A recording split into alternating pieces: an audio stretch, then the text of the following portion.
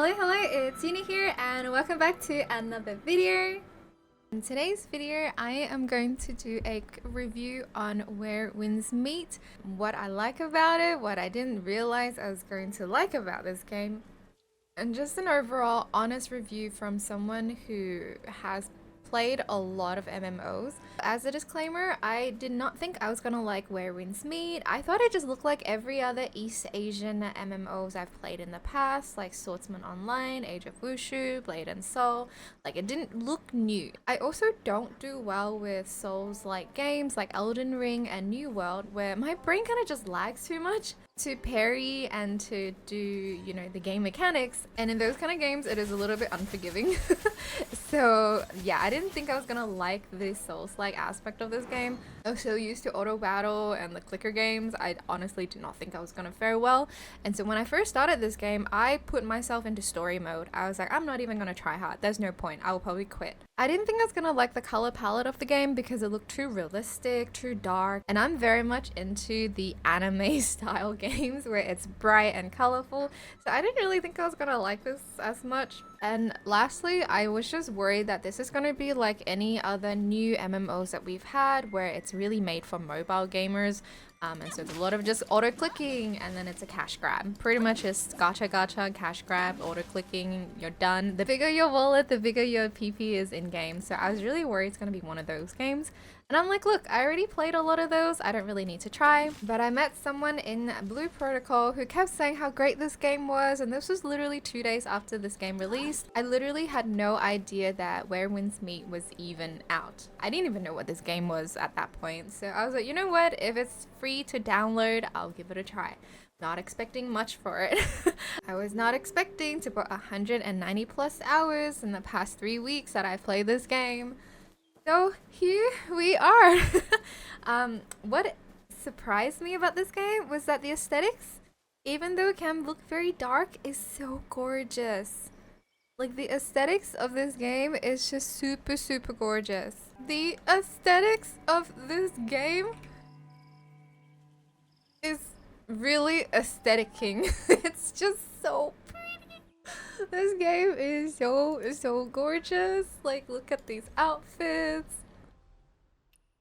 You can make plans for your outfits. You can switch them around. You can put settings on them. If you go to a different region, you can change your fit. Like, oh my god.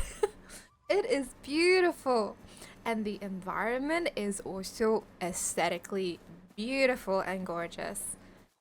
There's so many like places that you can just take screenshots and you're just like, wow. At least I was like, wow, this is like a wallpaper quality of like screenshots. Like, look how beautiful the clouds are. And here's the funny thing is that even if you can't run this on ultra, for example, do it on balance with low and medium qualities. Look at this. It's still freaking gorgeous. Like, this game is so beautiful. So beautiful. I know there are a lot of videos on YouTube who show you how to do like the customizations and stuff. And so I don't want to go too much in depth to it, but this game has some amazing character customizations. Each player is really allowed to bring out their uniqueness. So I'll just show you some of the friends that I have on my friends list and then how each of these characters are so different.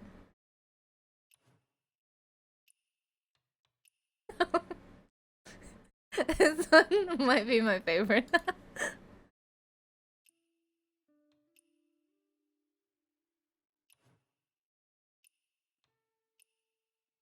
Now look how pretty the female outfits are. Oh my gosh.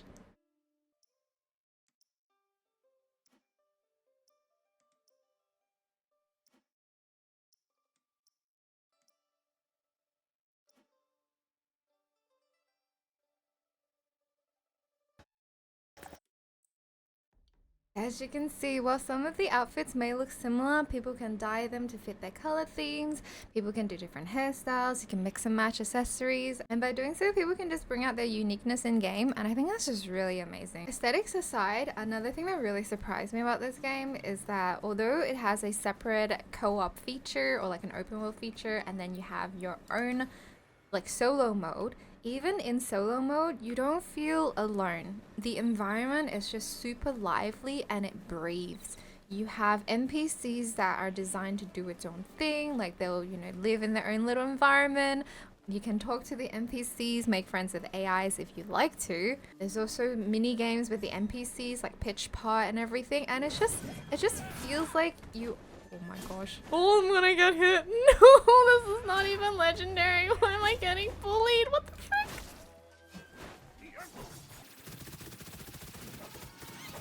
This game also really genuinely reminds me of the good old days of MMOs where you've got like your guilds, and then you've also got like your guild activities where you have to do your weekly contributions, and each of these activities can either be done solo or multiplayer mode, or ones where you kind of have to like participate in guild events.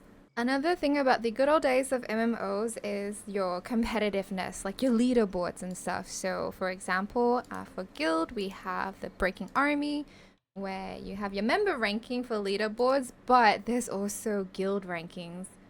And it's just these kind of little bits of competitiveness that really makes you want to work well, not only in your own characters, but also in like working well with your group, with your team, with your guilds to try and be, the top. And that's the competitiveness of old MMOs I really miss in the recent MMOs.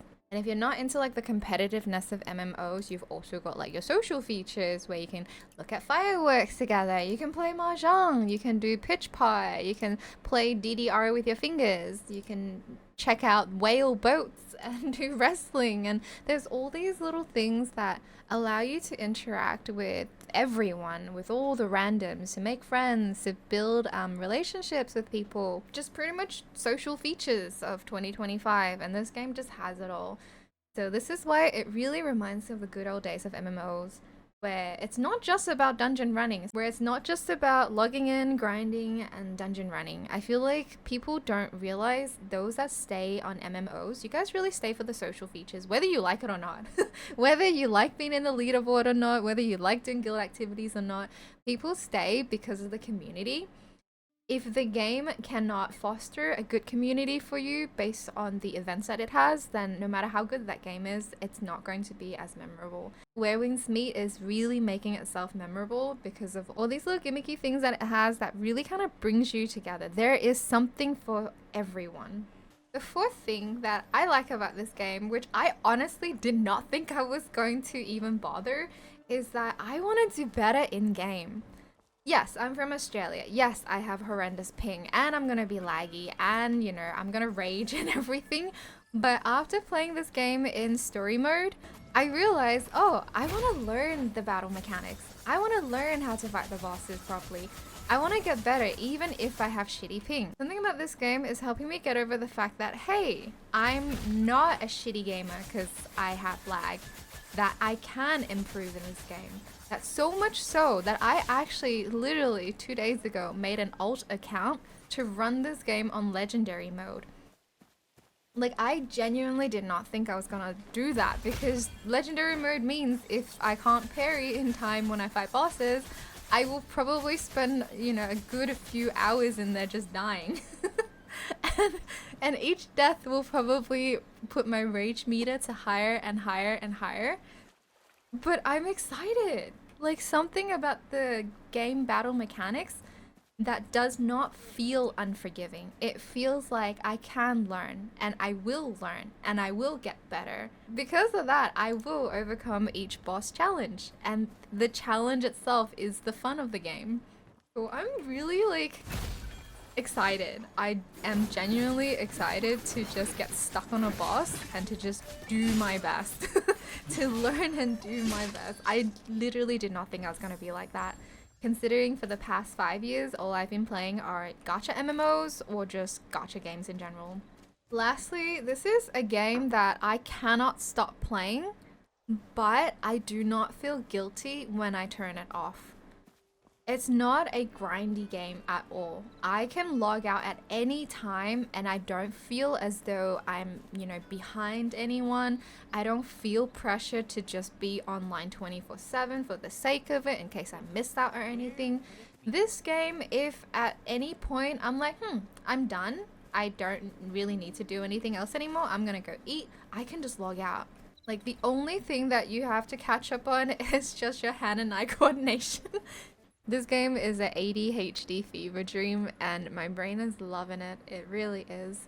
So thank you guys so much for watching this video. I hope it was helpful if you guys are on the fence about trying this game.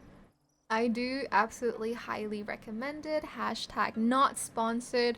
I was meant to make this video pretty much like the first few days of playing the game, but I got so suckered into playing it. So I'd like to thank you guys for being patient with me and making it to the end of this video. If there's anything you'd like to ask about the game, if there's anything you're unsure of, please leave a comment below. I would be able to respond to you guys there. Maybe make another video for you guys. If this video helped in any way, give me a thumbs up, subscribe if you want to see my next video. I will say though, I don't know when my next video will come out, only because I'm kind of just obsessed with this game. But I'll see you guys when I see you guys. Have a wonderful day. Bye!